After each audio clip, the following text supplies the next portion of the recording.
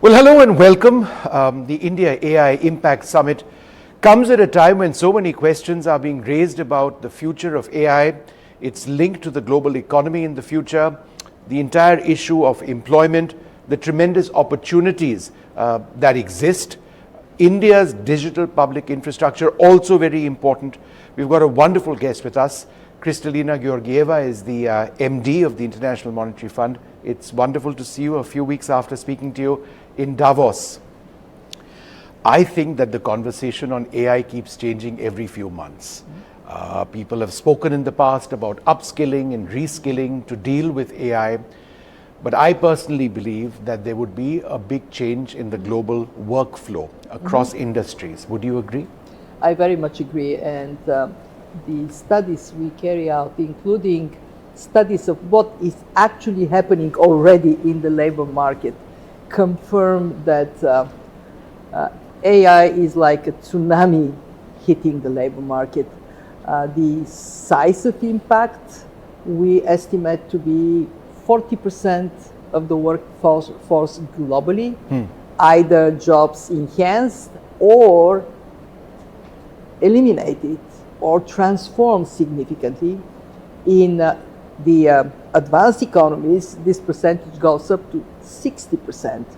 And when we study in local environment what is happening, we find a fascinating story.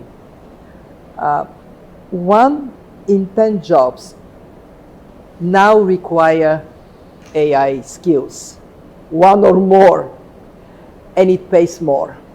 When people have more money in their pocket, in the local economy, they spend more on services, and that creates demand for low-skilled jobs.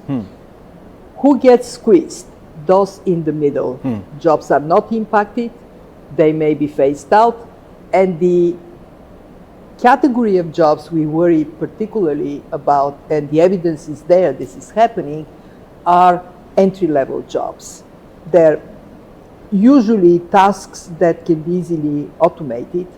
And then what does it mean for young graduates who are looking for their first job? So our conclusion is that we are falling behind the demand of transformation that comes with AI in terms of appropriate policies to prepare people for what is already here today. We are not even talking about tomorrow.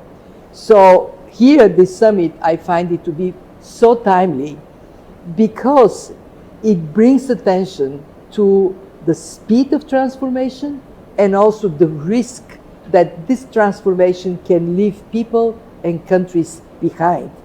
My huge respect for Prime Minister Modi for setting his eyes on democratizing AI and making that for India, but also for the rest of the world. Ma'am, we are a fast-growing economy. There is a tremendous focus on jobs. The entire issue of joblessness, it's true all over the world, but certainly in an economy like ours. And what you were mentioning about the possibility of job losses at entry levels is of particular concern, certainly in India. What could the impact in India be? What I look at the Indian economy, what goes well for you is that India has undertaken very deep structural reforms in tax, and that is a reform that integrates the economy of India in labor markets, making India more competitive, more prepared for this world of AI when there has to be flexibility in how you deploy your skills. And very sound financial conditions. The banking sector is sound, the corporate sector is sound, that creates an environment for more investments. India signing agreements with UK, with the EU, now an agreement with US, also integrates itself in global supply chains, in the global economy. And that is how you buffer against the risk. When you have high growth, then all other things equal, you have more jobs, even if it is on a reduced rate, per 1% growth, you still have that job creation. And when you are integrated in the world, you have a much better chance to withstand the impact of AI transformation.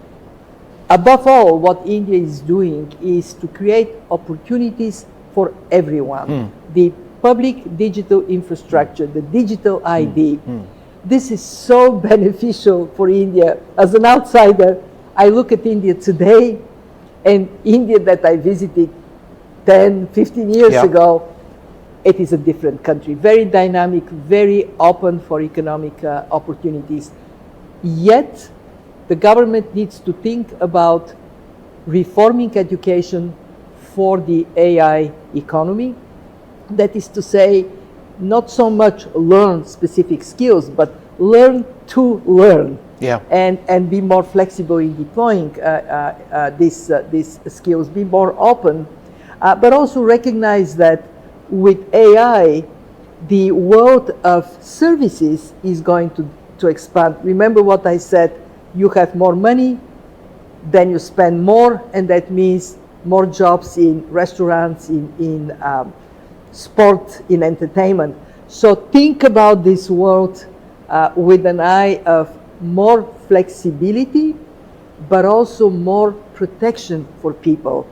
But ma'am, what you mentioned is important. You mentioned, sports and a few other areas where there may be more opportunities, more jobs which actually take place. I was reading somewhere, entry-level jobs in the legal profession will be hit if you've got AI being able to put in all of that information, number one. Number two, the jobs of researchers, even journalists for that matter. If you're able to process articles or process information and disseminate it, those get impacted as well. Accounting and number crunchers, right? When you and I do our taxes, it's going to be all automated in the future. That means where do chartered accountants go, going forward? And of course, software coders. Would you agree with these areas? Completely. In IT, algorithms can step in call centers, something that India has developed. Bots can do the job. Yes, and this is why you have to think about what are the kinds of jobs that require people, and how you have a tax system that doesn't penalize hiring people versus automation. We are not helpless. We can have policies that help us adjust to the world of AI, but it's not going to happen unless we concentrate on that, and very important, we work together, we learn from each other. At the IMF, we see our responsibility to be a transmission line of lessons from experience from one country to another, so we can help our members adapt and do so quickly. I have never in my life seen transformation that moves so fast. And I think when we are here at this summit, I hope it is a wake-up call, listening to each other, how much has transformed just in one short year since the time there was AI Summit hosted by France. And that has to give us a sense of urgency to collaborate, and collaborate in particular in the area of how we protect AI from doing harm. How do we put guardrails? And that is an area where India is actually more advanced, thinking about the ethical foundation of AI, the human dimension of AI. And I do hope that this conversation that has been advanced here will pick up speed in the weeks and months ahead. But ma'am, if I were to be a pessimist, I would say that at the moment, what stops companies and countries from sharing AI equitably, because that's part of the conversation, the equitable spread of AI and technology. When you've got technology, it serves your purpose, and you aren't really caring about others, why would you necessarily share it, in a free market society around the world? Why would, for example, companies in China, which also are leaders in AI, want to share whatever it is that they're doing with others? So we can talk over here, but will people listen? And you're absolutely right. We are in a new world. This is a multipolar world. And we need to recognize that in multipolar world, we have to make more efforts to bring humanity together. To answer your question, what do we do? We have to create more opportunities for countries and companies to engage in a meaningful conversation, because yes, you may benefit more in the short term on your own, but if that expands the accordion of opportunities and the distance between the haves and have-nots gets bigger, inevitably that would lead to insecurity, it would lead to revolts, people Yes. on the street. So making sure that we don't lose sight that working together is not just morally right, it is in the economic and security interest of everyone.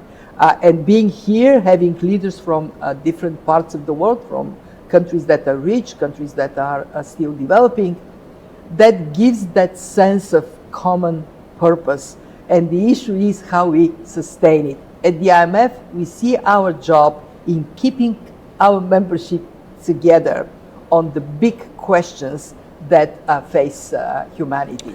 Ma'am, just one or two more questions. India, since we met last, we've got a trade deal with America. Yes. It wasn't there when we spoke to each other in Davos. And of course, as important in many senses, the one with the EU. How do you potentially see the India GDP growth story being revised upwards as a result of the progress in these two areas? So yes, we have revised our projections for Indian growth. Now we look into the years ahead, and we see AI as a big component of boosting growth here. We actually calculated that in India, there is potential for up to 0.7% additional growth. And that would bring you on the path of reaching your target to be a rich country by so 0.7% by on an annual basis. On an annual basis, with the adoption of AI, of course, we have a range, but seeing how determined India is on the path of AI adoption and how much attention is paid to bring AI across all sectors and segments of society, we believe that this 0.7% in that direction India can go. So you lift up total factor productivity, you lift up growth, that gives India a better chance to manage the challenges that come. Yeah. It's been wonderful speaking to you, and I appreciate you giving us time to have this very meaningful conversation. Opportunities at one level, but it's frightening, I must confess, at another level. Who knows what will happen? If we have this conversation 2 years later, it might be very different. We just don't know. I shared the story yesterday with leaders.